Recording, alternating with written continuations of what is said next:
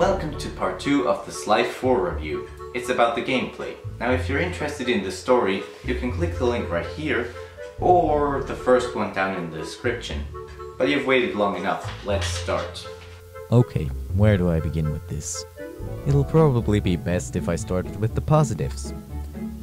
The control scheme is really similar to the ones of Sly 2 and 3, which, as I stated in the Sly Collection review, is near perfect. The ancestors were a really great concept. You can't imagine how hyped I was when Ryoichi Cooper was confirmed. Okay, one more thing.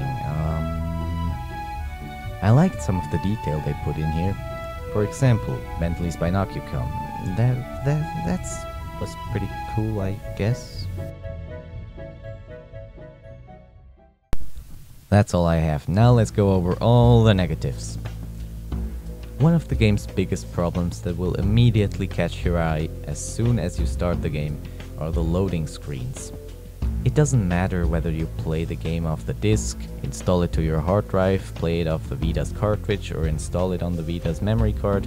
Those load times are 20 seconds each! 20 seconds don't sound like much, but trust me, they are. And this is especially a problem because Sly 1 through 3 had almost no load times at all.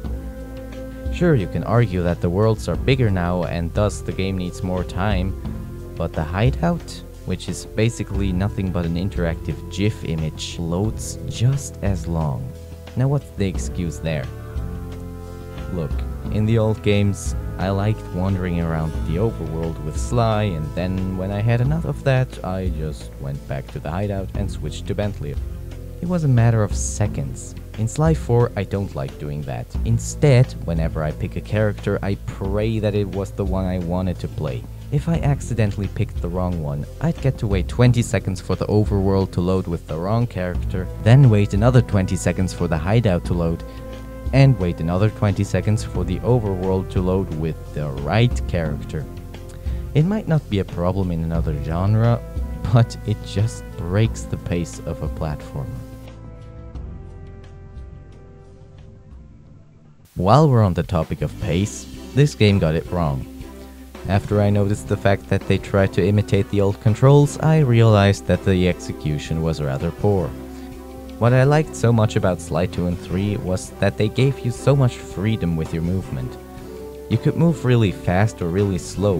Whether you beat the mission by stealth or by awesome parkour was almost completely up to you.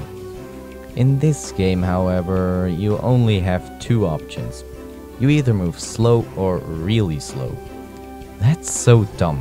Who thought that this was the ideal speed for Sly and company? This, along with the load times, makes the game such a pain to play. I really don't know how they could mess this up. They made the Sly trilogy before, so they should have known how to program a Sly game. The ancestors. Yeah, I know that I listed the ancestors as a positive before, but only because of the idea. The execution is once again really poor. They had the chance of introducing all new gameplay mechanics that would have brought a lot more variety into the game, but no. As I know from experience, programmers are lazy. If they see an opportunity to copy-paste something, they will do that. I mean, that's okay, and as I said, that's what I do too, but you also have to see when something doesn't lend itself to that method. Ryoichi, Tennessee, Galeth, Salim. They all play exactly the same as Sly, with slight tweaks that Sly himself can get through power-ups, by the way, and new animations. Plus, one special ability. Don't get me wrong, it makes sense for them to be similar, but not 95% the same. It's wasted potential, nothing more. Oh, there is one exception though. Bob, who handles exactly like Murray should have handled. Yes, they developed a more or less new gameplay style for the only character that nobody knew before and no one had any expectations toward.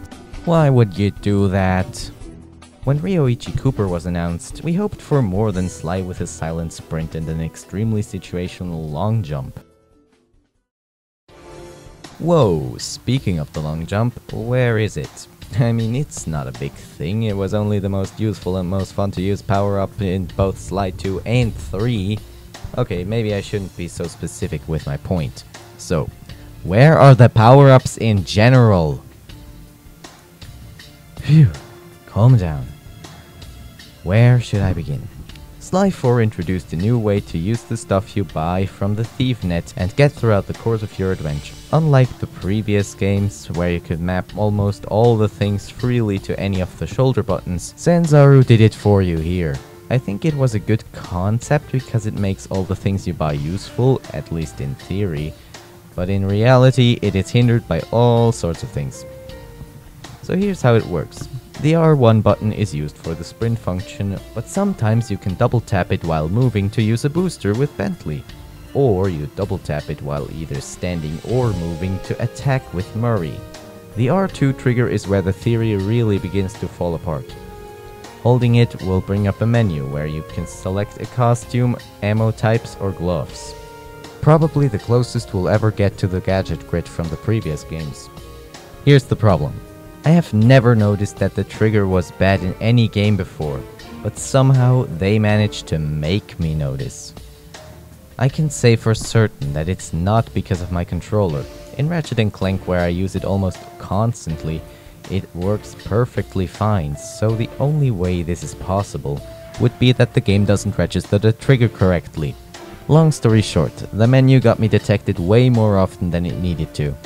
The other two shoulder buttons serve as slots for other power-ups, but I rarely ever use them.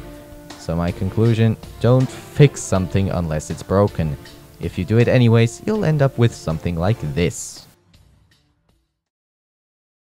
The missions.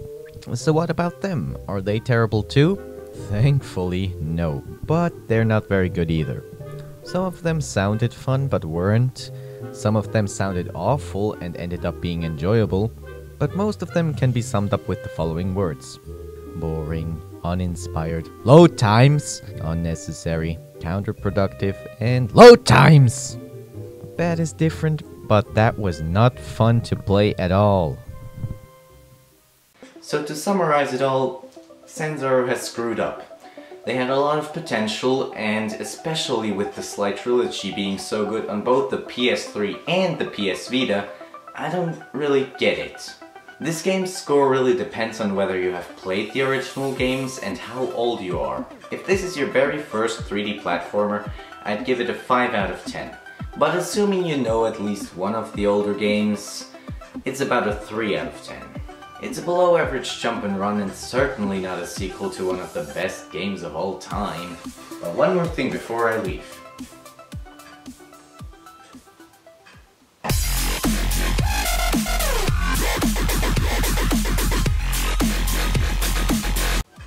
As I thought, not even dubstep can make them cool. Now until next time, you can check out one of my older videos. Oh yeah, and Chaos Control!